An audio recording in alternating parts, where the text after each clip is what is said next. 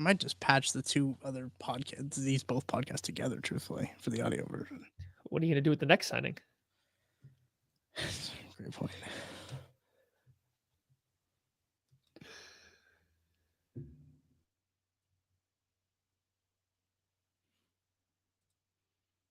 The breaking news team is back. The Kansas City Chiefs signed defensive tackle Jerry Tillery. Let's break it down.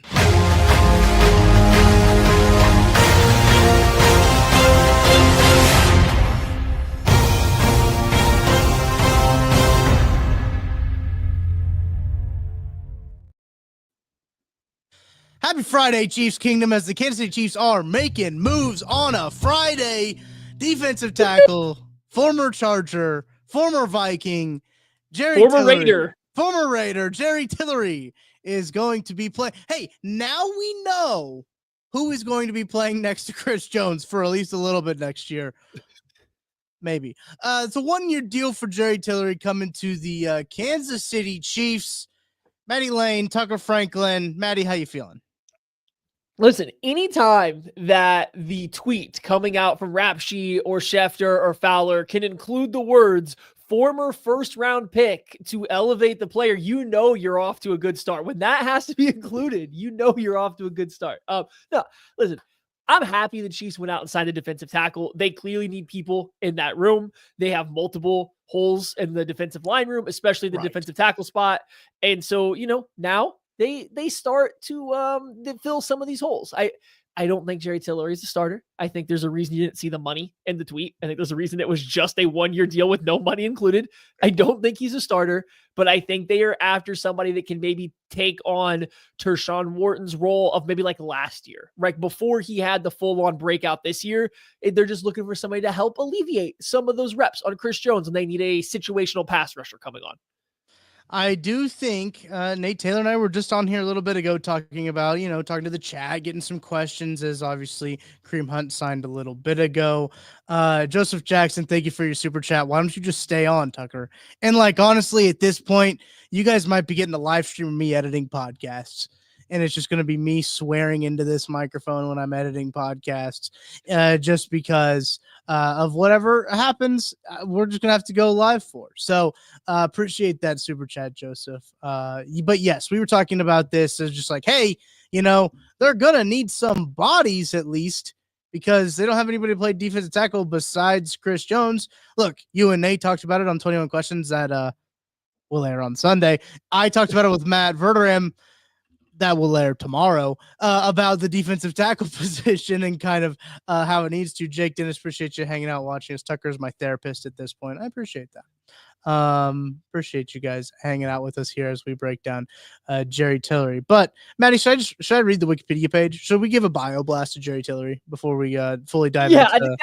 I think that is the most fitting way to start the Jerry Tillery breaking news team. All right, here we go. Bio blast. Born October 8th, 1996. Oh, he's just a little bit older than I am. Tillery was originally going to play offensive tackle at Notre Dame in 2015, but was later decided that he was going to play defensive tackle out of Shreveport, Louisiana. He from Evangel Christian. He had 93 tackles, 7 sacks, committed to Notre Dame, as I mentioned. As a sophomore in 2016, he started 11 of the 12 games, recorded 37 tackles. As a junior in 2017, he started all 13 games, 56 tackles, 4.5 sacks. It's never good, Maddie, when then for the senior year, it just says he returned to Notre Dame for a senior year in 2018. That's the last note. They don't have anything about the senior year. He went back. So that's great. He was drafted by the Chargers 28th overall in the first round of 2019 draft. He was in 15 games as a rookie, made 3 starts, 2 sacks, 17 total tackles. The Chargers declined his 5th-year option on Tillery's contract in 2022, making him a free agent after the season. Then he was waived on November 10th. He then signed with the Las Vegas Raiders when he was claimed off of waivers. Finished the 2022 season with 1 sack, 18 total tackles, and 1 forced. He re-signed with the Raiders in 2023. And then he signed with the Vikings on March 14th of 2024. Nothing else to note per Wikipedia on his season with the Vikings last year, as I will go pull up his Pro Football Reference page as well. I typed in Jilly instead of I combined his last name and his first name. But that's Jerry Tillery in a nice little nutshell. If you didn't know about him until now, Maddie, what do you know about him as a football player? So I was trying to figure out off the top of my head, because I was looking for it and I missed it when you said it, what year he came out. I was trying to go pull up the KCSN draft guide. 2019, 28th overall in the 2019 draft. It's the 19 one, which unfortunately I am having trouble finding my actual guide for that. I just have the grade work on it, so I'll have to figure out that later. But I mean, yeah, where's Kit when you need him? Jerry Tillery, I remember him coming out of Notre Dame. He's a first-round draft pick, and like a lot of people were excited about him because there was an athletic and size profile that made a lot of sense. And the whole point was like, hey, is he a D tackle? Is he a defensive end? Does he have flexibility? Like, what are we trying to make him be? So there was a fair amount of hype for Jerry Tillery coming into the draft, and the Chargers take him in round 1, and it felt like he just never really found his footing with that. I know there's little bits and flashes there because, again, he has the body type and the athleticism to make plays in the NFL that belong in the NFL, but he just was unable to find a rhythm. He was unable to really carve out a significant role for the Chargers, even though he played a lot of snaps. And then he ends up going on to the Raiders before the Vikings and gets in trouble, I think, for like absolutely destroying Justin Herbert out of bounds, like the year after he leaves the Chargers and gets ejected from a game. And then he has one of his better years with the Vikings last year. So it's hard to pin him down. I feel like he's just got a jack of all trades, utility defensive lineman that might see some run at defensive end if there's a couple injuries going on there. They need some reps. Probably see the most of his time on the interior as a sub rusher, as a rotational pass rusher. Just, I don't know how efficient he'll be. Like, this is one of those ones where, like, I'm not trying to be down on the siding because they need a body, and he is a guy that comes and can fill that, right? And there's going to be flashes where has athleticism and the profile match up to what the NFL is going to be. I also don't think this is a guy that you are going to see make a significant improvement on this defense, or like you're going to really feel his impact throughout the season or anything like that. So it's kind of something in the same, I guess, vein that you would feel for like the Kareem Hunt. Like you're hoping this guy's not coming in to carry the ball 30 times. You're hoping this guy's not coming in to play, 75% of the snaps. Like, you're hoping that they can find a guy in the draft to maybe play a lot of those snaps or to get a lot of those carries, I think is what kind of the conversation that Nate and I had when that breaking news team came down. His stats last year in Minnesota, he was a Minnesota Viking last year, put in a pretty decent Minnesota Vikings defense. He had 2 passes defensed last year for old Jerry Tillery with 1 forced fumble, no sacks, 28 total tackles for him, 3 quarterback hits, and the approximate value of 6, according to Pro Football Reference there. Appreciate everyone hanging out with us in the chat right now. Chiefs sending Jerry Tillery to a 1-year deal. Unsure of the amount of that deal right now. I do have Twitter up. I am perusing that as we are breaking down here. But as you mentioned, Maddie, I don't know if this is something we can be too picky about, because the Chiefs' interior defensive line did not have anyone that was not named Chris Jones on it. And that is unfortunate, but now it does. So I think getting a body in here, I think a lot of people assume Mike Pennell will be back, or even Derek Nottie. Well, that doesn't necessarily move a ton of needles. At least you have some bodies there now into this defensive line room heading into a draft that is a very good defensive line draft.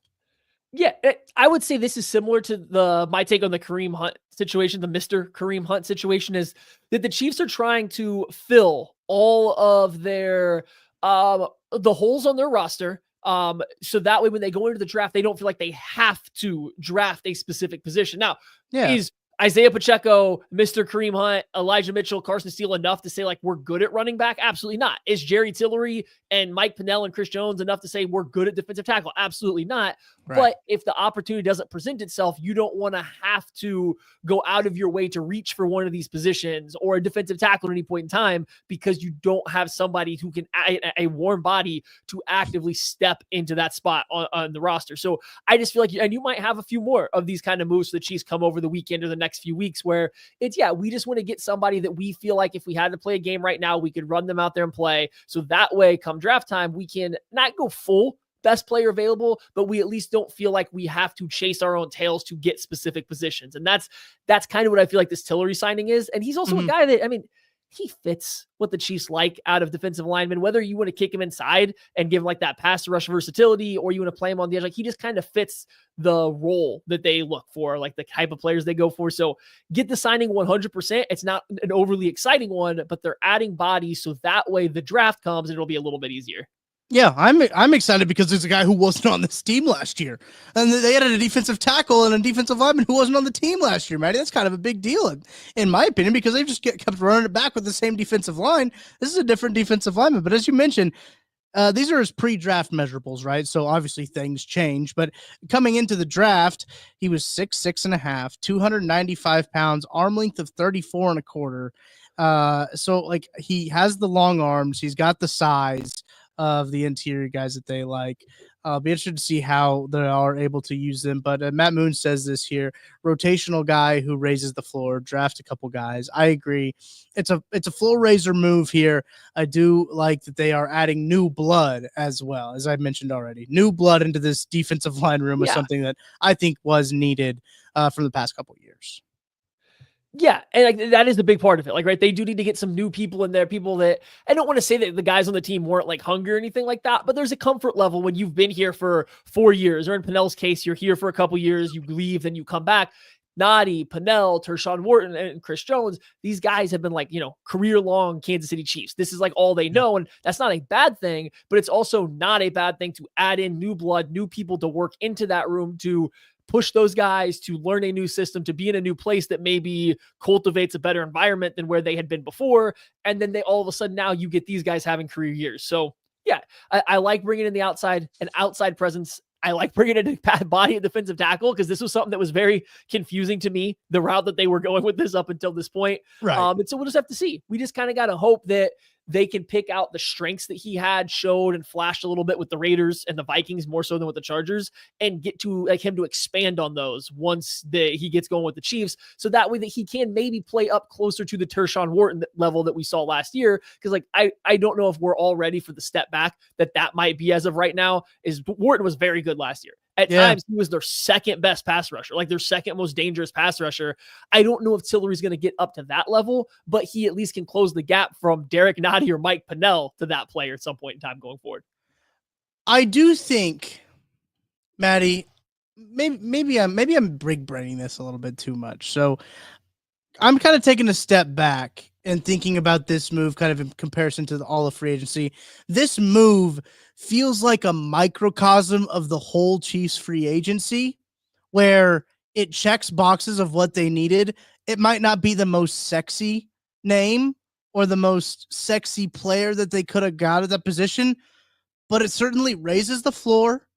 It certainly adds some new blood. It certainly fills a need. And they seem to have been doing that on every single signing, probably sans Christian Fulton, because I think Christian Fulton, I think we all generally agree that was a really good move. Like, we like that move. But it seems like the free agency as a whole has been, okay, let's address these needs. They might not be the sexiest guys. They might not be the flashiest names, but they're going to raise the floor, and they're going to fill this need for us to go into the draft with a little bit more. I feel like this is just kind of a microcosm. Correct me if I'm wrong, but I just feel like it's kind of a microcosm signing of like how the whole free agency has gone.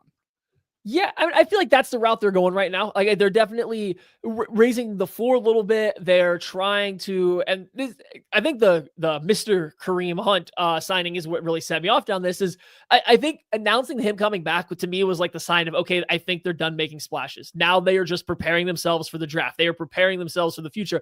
Doesn't mean 3 weeks from now, if Amari Cooper or insert player is still sitting out there on free agency, they don't sign him for a discount.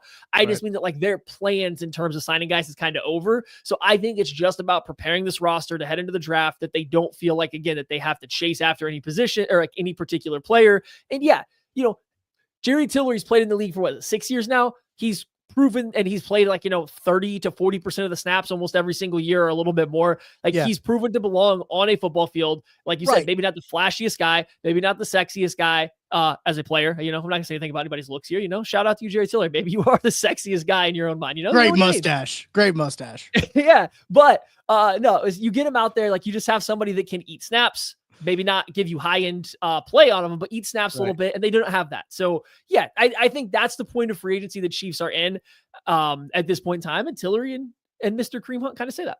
Yeah, looking at it, and he got 41% of the snaps last year for Minnesota. For the Raiders in 2023, he got 45. He had two teams, obviously, in 2022, but 43 for the Chargers and then 49 for the Raiders that year. I mean, early in his career, he was getting 72 to 79 in 2020 and 2021. Those were the two best years of his career.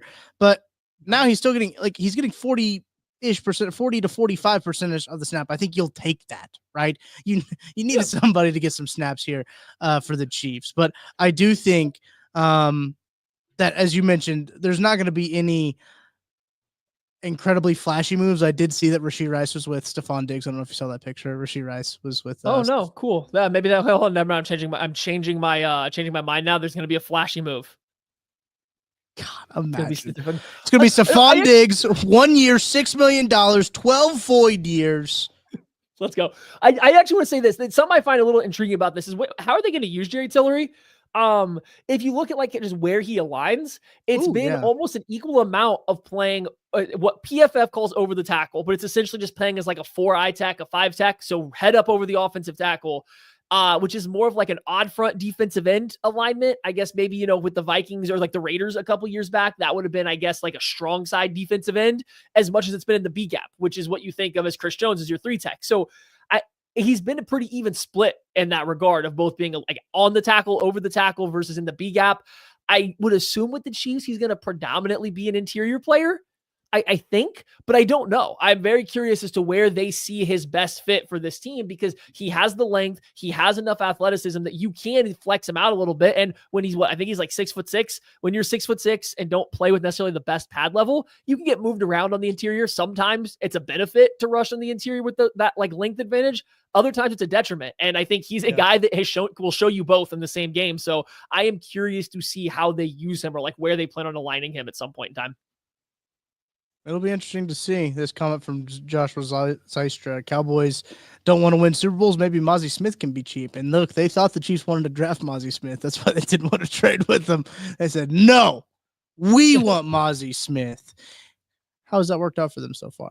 Appreciate everyone hanging out with us here as we are on the breaking news team. Jerry Tillery does sign with the Kansas City Chiefs, former Charger, former Raider, former Vikings defensive lineman, 1-year deal, money not out yet. So you can only assume that the money is not much. Just like, look, the money for Kareem Hunt, I think, was out immediately. I think Jordan Schultz reported that immediately with the money.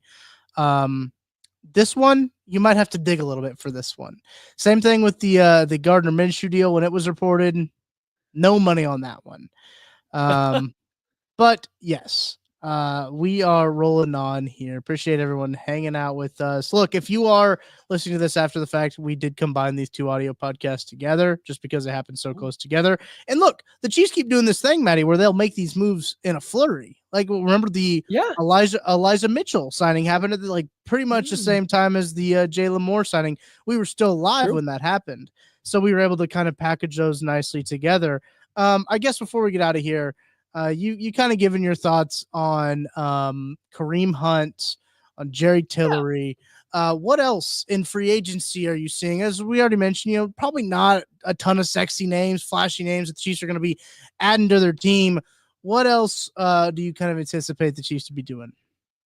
I wouldn't be surprised, like I said earlier, later tonight, today, this evening, or tomorrow, we get another signing kind of this level where it's just a guy that's going to come in and eat snaps if they need him to, if they can't draft over him coming up in the near future, whether that's another defensive tackle, probably more of a nose tackle, whether it's a safety.